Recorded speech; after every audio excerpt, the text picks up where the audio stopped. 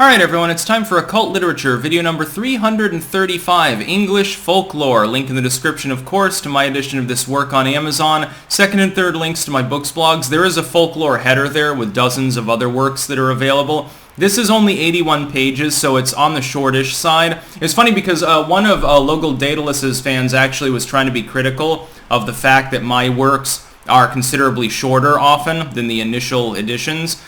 I try to point out formatting differences, especially in 19th century literature, but I think that it would go over a lot of people's heads, so never mind. Anyway, with this book, it's very good. This is from the early period in which folklore in the English sense was being standardized. It's not like with the Germanic world, like Grimm or something, where you have compilations being made.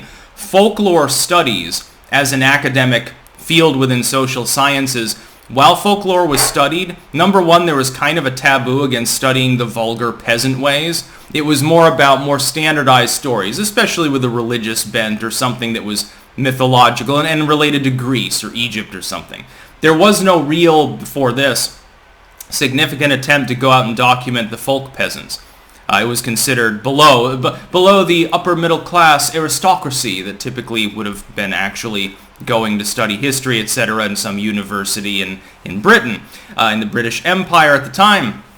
But anyway, it's one fascinating thing about this is that it actually talks about, like, there's a long-standing tradition of ghost lights, you know, like the will-o'-the-wisp and stuff, dancing around gravestones, dancing along the coasts because of shipwrecks. And it's funny because people there in certain areas tied this in to the crashing of U-boats. The remains of dead Germans from the First World War washing up on certain shores, and how the peasants swore up and down, like the fishermen and shit, that their spirits were still there, and they'd see weird lights on the rocks and stuff. Thinking out, well, what if someone had dumped a bunch of phosphor in the water? That'd be good for a troll, but nobody did it at the time, unfortunately. That'd be an interesting photograph. Be on an Ancient Aliens episode by now, I suppose. But this is a fairly broad overview. You've got the ghosts, you've got like the cryptid side of things, fairies and so forth.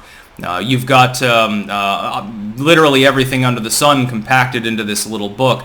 That's because, as it self-admits, it's an introductory overview to the concepts themselves and actually omits certain stories and certain facets of the folklore simply because it was meant to be an early stage introductory primer, referring as well, there are references to other books of folklore that were being published at the time that were more fleshed out, like the Golden Bough. I think that's like the golden standard of this kind of work from that era. Golden Bough, extremely long, I think well over 1,000 pages if I remember correctly.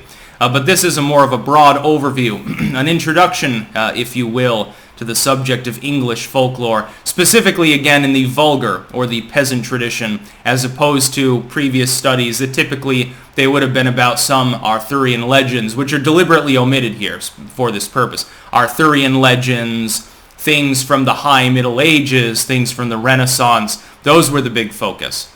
Or like the Celtic people, the invasion, the Anglos and the Saxons, and all of these, the various Teutonic tribes, and what about the Irish question, by the way? This was sort of the lore that previously was fixated on. Nobody cared about peasants and their superstitions with regards to stepping on cracks or what birds meant or something.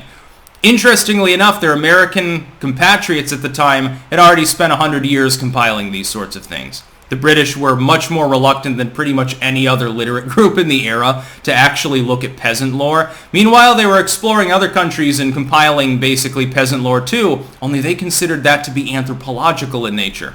Very, very interesting to see the internal hesitance at the height of the British Empire. Again, link in the description of my edition of this work on Amazon. Second and third links to my books blogs. It is highly recommended. It is an amusing and interesting work.